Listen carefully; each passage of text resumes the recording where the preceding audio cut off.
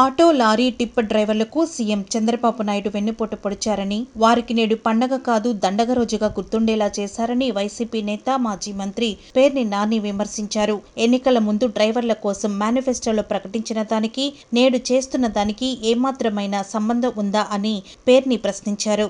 రాష్ట్రంలో అర్హులైన లక్షలాది మంది ఆటో డ్రైవర్లు, లారీ, టిప్పర్ డ్రైవర్లకు ఈ ప్రభుత్వం వంచన మిగిల్చిందని అన్నారు.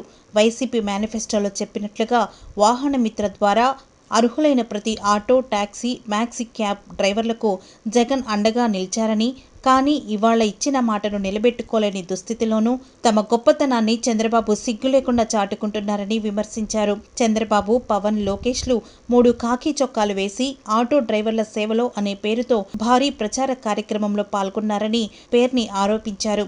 ఉచిత బస్సు ప్రయాణాలతో ఆటో డ్రైవర్లు బేరాలు లేక ఆందోళనకు దిగారని, ప్రభుత్వం తమ పొట్టకొట్టిందంటూ నిరసన కార్యక్రమాలు చేపట్టారని, వారి ఆందోళన చూసి కంగారు పడ్డ సర్కారు ఆటో డ్రైవర్ల సేవలో పథకం ప్రారంభించిందని అన్నారు.